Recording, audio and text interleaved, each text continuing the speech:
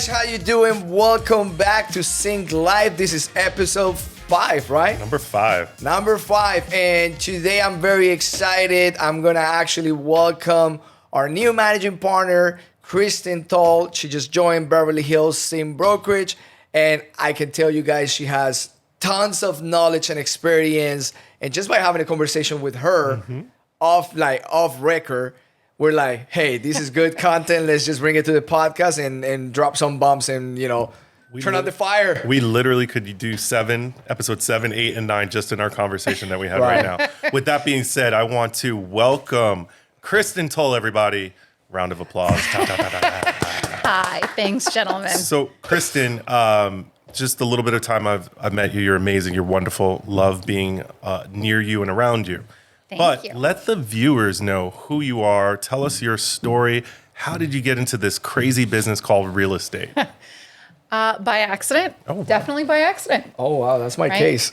So my godfather is a real estate agent. Okay. And he was one of my favorite people, is still one of my favorite people. And I spent enough time with him during summers, vacations, to where I picked up enough real estate terminology.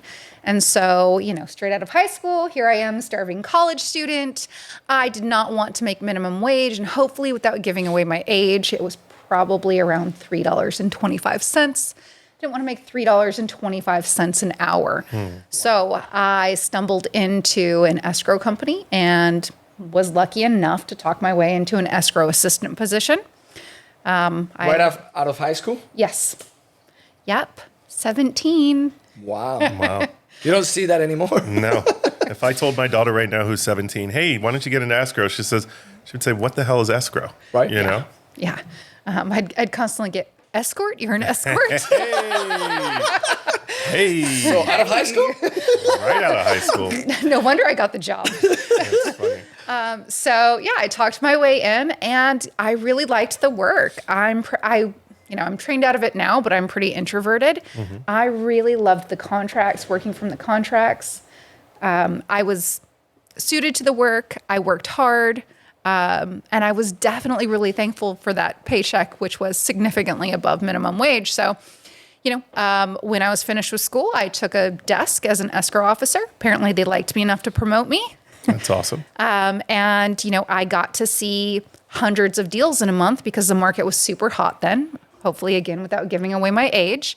Let's see. Take a guess. By the way, you know what? If you guys take a guess, what year did you start as an escrow assistant? And if you actually nailed that one, we're going to send you a gift card of $50. What, Amazon or? Amazon, $50. No, Amazon is boring. Drinks. Amazon's everything. Amazon? Okay, we'll send you a gift card from Amazon. Just guess the year that you started as an escrow officer. I'm going to guess right now when the market was hot, 2000. You graduated in 2000. I did. Hey. Yeah, There you you're go. right. Do I need to give you an Amazon gift card now? No, not okay. at all. So here I am, height of the market, working my butt off. And I am basically doing the job of some agents who don't know or don't care or a combination of both. And here I am getting my $3,000 or $4,000 paycheck per closing. And here I am cutting their $40,000, $50,000 commission check. And I thought, you know what? I care more than they do. And a lot of times I know more than they do. I've been having to do their job to get my check. So I'm sitting in the wrong chair. I need to do what they're doing. And so I made the transition and I started lower. I started as a real estate assistant, but again, I worked my way up very quickly because I knew the contracts really well. And even though I was introverted, and I recognized that, I knew I had to take that step. I worked for some of the biggest names in the business, really great people who taught me a lot. I got to model my behavior after them, and I got to know my craft so well that I really got a lot more comfortable speaking about my work with other people. And so that discomfort, it doesn't show when I'm doing my work. Yeah. Wow. That's awesome. I mean, So now- hearing that she's an introvert and now seeing She is. Yeah, totally. and then now she's, I mean, you and I obviously- next to her is like, right. You're a little bit of a firecracker. I like it. So I don't know where the introvert went, but she's long gone. I think you do a great job. Today we had a class where you presented some stuff, great content. Thank and you. did it in such a way that it was almost like watching a symphony. You know, it was beautiful, it was funny, it was just everything tied up in a little bow. Everyone was engaged, including myself. Exactly. And I'm going to pay you guys to follow me around. when you can actually keep real estate agents without giving them drinks, without giving them alcohol, right? Yeah. Or free food. I'm just kidding. We had donuts. No, it works. But just keeping a real estate agent engaged an hour and a half on a training, it takes a lot. Because I mean, by default, I mean we just our attention spares what, the seconds. Yeah. So you jump in as a real estate assistant, work for some of the biggest names in the industry. Then you started working your way up, right? Went through some of the most well-known real estate companies. Yes. Funny story, not too long ago, maybe I want to say 6-8 months ago, I was on a plane from Florida to LA, and I was searching online, and I saw LA Native, which is her team, without knowing her. Yeah. LA Native, and I was just going through her page, and I'm like, this is actually a pretty cool website, nice marketing, and nice, neat, and clean. And it happened to be Christine. So Thanks. now Christine has your team. Yeah. She manages a team. They are very successful. They're amazing. They're great people. I have to say that. Amazing. And the amount of knowledge you have is amazing. The amount of knowledge and the conversation we were having about scarcity in business. Yep. Lack of sharing resources and knowledge. Or not having it at all. Or not having those at all. So which one you guys want to start with? Because those are great topics, and I think that this can go a long way for agents that are just getting into the industry, agents that have been practicing real estate for a few years, especially in this market that we are, and even for agents that have been practicing real estate for 10 years plus, that you're looking for a different thing when you are on the market for that amount of time. Yeah.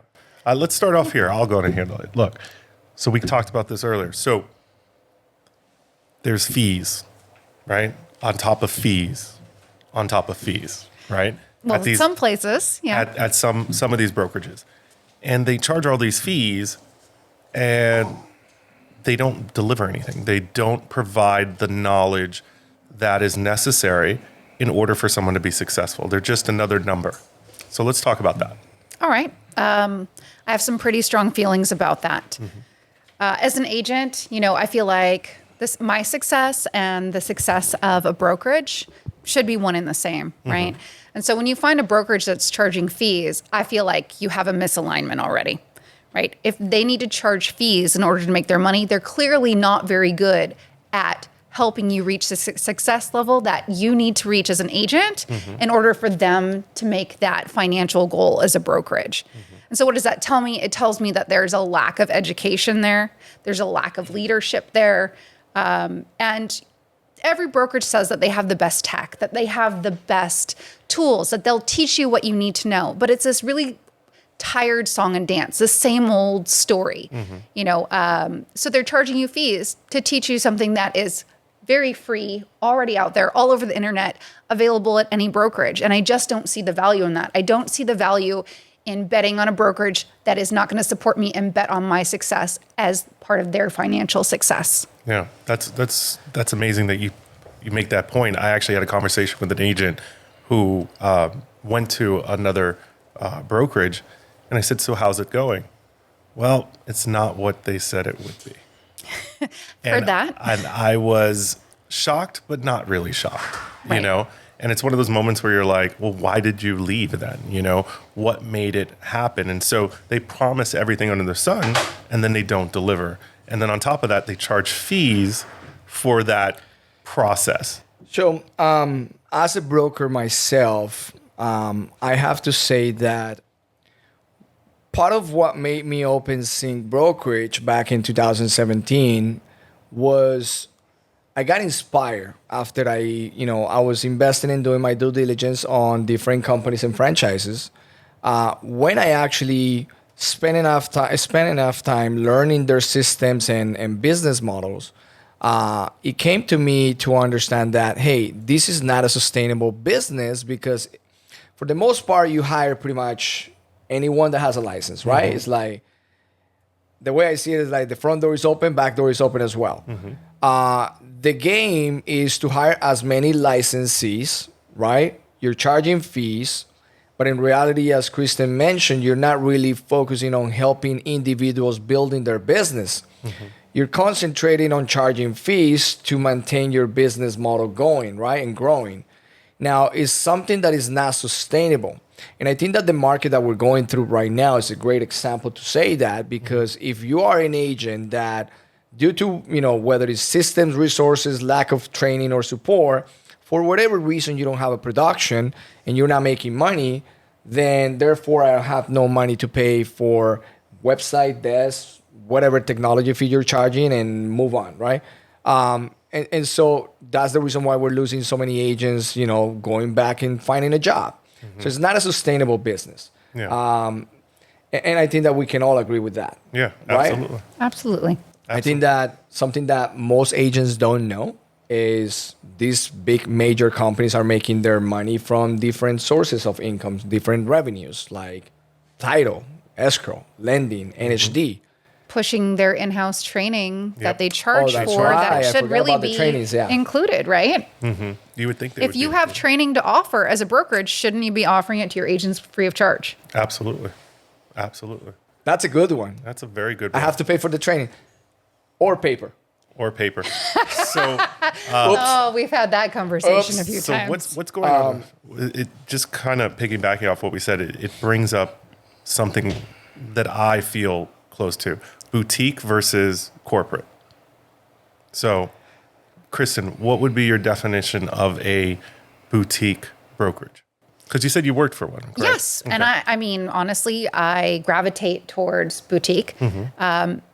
Really for the environment, it's very top-down environment heavy, right?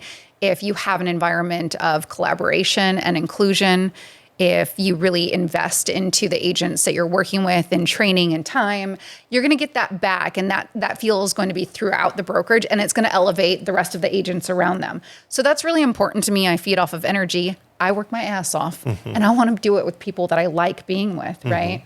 Would you consider, difficult when you have hundreds of agents at an office and you have a manager?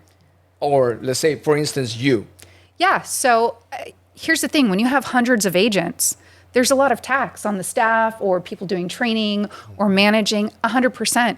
It's really hard to stay motivated. I mean, I lost the love of teaching, which I never thought I could lose for a little while, just because there's this constant drag on you of people who are not motivated to work, who come in, they're there, they're gone the next day, and there's just this constant revolving door and no relationship building really taking place.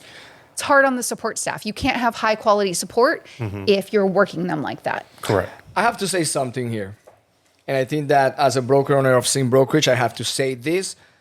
We're actually having this interview conversation, friendly conversation with Christine, regardless of, Sim Brokerage. As you guys know, our goal is to constantly bring value to the industry, constantly educate the agents out there, and hopefully help someone making the right decision, regardless of the affiliation. Of course. So we're not having this conversation because I want to bring some fire against other companies just because of Sync. Nope. No, this is just to put things in perspective between a big traditional company or a boutique, and you can go to any other boutique, right? This is just to, comparing two different concepts. And, with the amount of years of experience working in both industries, not both industries, but both types of companies, what is your opinion between the two? That's it. So just wanted to put that out there. Yeah. Thank you. That's the little disclaimer right there at the bottom. And let's be honest. I'll tell you what the plus sides of working at a big company let's were. do it. It was easier for me to network with other agents because I had a whole bunch of agents in my office. So you know what? Now that I don't, I just have to pick up the phone and do a little bit more work to network. Now, but let me ask you, okay, so let's say you have more agents on a bigger office, bigger company, hundreds of agents in one office. You have access to more agents. Now, let's go back to quality. It's a lot of noise. I mean, out of 200 agents, 300 agents in the same office, when I'm looking at production and I run my numbers, Wow. look, I see production every day, 20% if you're lucky, you hit 25% of active agents. So yeah, you have access to more agents, but the reality is no, you have access to more people, not necessarily more quality agents. That's true. I need the right agent when I need to network, when I'm looking for off-market deals, when I'm Right. looking to put something together, or I need help collaboration on, a transaction where I'm not super comfortable with the client or the actual situation. I already know who I'm going to go to, right? Yeah. I've been in the business for a while. I know who to call. I know who to pick up the phone and call. I know I have great people around me. And, I know who specializes in what at this point. So, yes, it's not necessarily higher quality to have more agents around you. Absolutely. Sometimes, in fact, it's just more work to sort through things that are not real opportunities. Yeah, I also think when you have more agents or too many agents, especially some that are non-producing, it's actually a distraction. They're coming in, knocking on your door. I worked for a corporate one, and literally, what are you doing? What's the magic pill? They're asking me for advice in the middle of me working, Right. and that's why the door's closed. Unfortunately, I had a window so people could see me in there, but they would still open up the door to the point where I had to get to lock my door. So hence why at my office, I locked the front. No, I'm just kidding. But I have to say something. It's not even the agent's fault. No. Because when you actually look at these, concepts and you have hundreds of agents there, it is true that you only have 25%, less than 20% of the quality producing agents. But when you actually interview or you spend a little bit of time with those agents, you can actually pick up another 20, 25% of great people with great skills and qualities raising their hand, looking for an opportunity to learn. The problem is that because of the same business model, they don't have actually enough resources or support to take the time to invest the time to actually properly educate, train, and guide an agent with good qualities and skills. Yeah. And you just have a lot of people looking for answers. Yep. I'd say it's that intermediate level agent that is sort of lost at those Yeah. larger companies. I would agree. Yeah, it's not the superstar agent. A lot of times it's not the brand new agent. It's that agent who's done a few deals, who needs to take their business to the next level. And, really that's the kind of agent I want to work with. Yes, absolutely.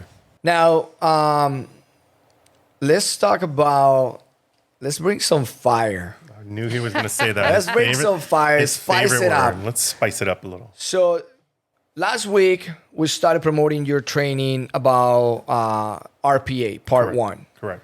And again, one of the other things we do, whatever we coach, whatever we train, whatever I know, and you guys have seen it in the past, about investments, whatever. I'm an open book.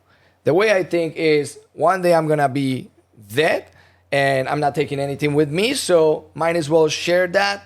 Part of the legacy will be helping, somebody else becoming successful or learning something from me, right? So we did the same thing. We distributed your video through social media, email campaign, and I think that fired back somehow. Yeah. And so what do you have to say about, kind of being concerned about being an open book and not sharing everything you know and only just limited? I mean, it's unfortunate if someone feels threatened by information being shared, is unwilling to share it themselves, but is dissuading other agents from trying to find that knowledge from any source available to them. I mean, that's fear, right? Mm-hmm. That's fear. And that means that they must be afraid that they don't have that offering. Yeah. They can't offer that to their agents, or that agents will find value in it and find that value elsewhere. Mm-hmm. Not my problem. It's their problem. I was fired. She texted me, she's like, boop, fire. Let's bring it. And I love all of our agents and the agents out there, but with naming a class an RPA class, do people get like hyped up on that, or like? No, people don't get hyped up on RPA class, so to speak. But I don't teach just, basics of residential purchase agreement. Mm-hmm. I teach theory behind it. I teach strategy for it. I go into why. Mm-hmm. Every transaction, every offer, every client's always going to be different in real estate. There's no one way to answer a question. So if agents don't understand why and what resources are available so that they're writing the perfect contract for that situation and that client, they're going to be stuck. They're going to need help every time, or they're going to be writing a contract that is not as good as it could be. And so by teaching them why and where to go, I hope that even if it's just one time out of 10, sometime in the future, they'll be able to use that resource to help them better their business. Absolutely. That's great. So I'm going to be tasked with trying to figure out another name for the RPA class to make it a little more sexier, spice it up, Well, it's like I was mentioning this morning. I think that as agents, once you close a few deals and you write a few offers, you think you know it all. Well, our ego gets bigger than what we know. And I think that the moment you stop learning, that's the moment you're dead. Yeah. It's like, hey, I learned a lot myself. I've been doing real estate for over 12 years. And I mean, I don't know how many contracts I sent or offers, but I can tell you I learned a lot this morning. The problem is we have a few issues in our industry. One is I think that we need to educate agents on communication skills, how to articulate the message or whatever you're thinking so you can express yourself properly with the client or other agent, how to build relationships, right? That is one of the topics that we should talk about, in the future. The other one is, as agents, we get comfortable doing the same thing over and over and over, meaning that the same way I write my RPA, that's the way it goes, and I got accepted offers, and I don't need to go to your class, right? And so our ego gets in between. And I've seen this many times. When the agent gets in trouble and they are either against the fence for arbitration, losing money, or whatever is the case, and they come back to you. You didn't tell me. That's when you actually, let me review your contract. And you go through the contract. Oh, here it is. Yep. And they're like, how can I miss that? Yeah. I think because you missed the class, even though you know it all. Very there is a reason why. So I learn when I teach. Yeah. Everyone has good questions. They bring new perspectives to the table. I mean, it's how I stay on top of my game is through teaching. That's amazing. Well, this was our first podcast with Christen. There's going to be more. So we were very nice to you today. So we didn't. no, spice she it has up. more fire. She has more. No. fire. You might get better content if you're mean. If I may. We put the training wheels on today, but So let's see. Are you wrapping it up already? we're wrapping it up. Yeah. Yeah. Yeah. Oh, I can see you. He's excited to get mean. Next time. We'll do it next. No, no. Last question. Okay. Last question. Let's go for it. Let's see. Bring it. He has to think of it first. Okay. So here's one thing. Caps, Sure. good or bad? Depends On. how much you're closing. There you go. What's the, let's say, whether it's a number of transaction volume, GCI, that will make a difference? I mean, as far as GCI, no, because once you're making the hundreds of thousands that you need to make in GCI in order to cap, I mean, you've got a lot of cash. And if you're making that much and you're closing that much, come and see me. We'll work it out. Whoa. Oh, she just dropped the mic right there. There you go. Love Just had that question. it. Love it. Go Awesome. see. Well, thank you so much for joining us. Yes, I second that notion. Thank As you for being always, nice. guys, if you want a specific subject topic that you want us to bring it on board and just, talk about it, just send us a message, follow us on social media, Instagram, Twitter.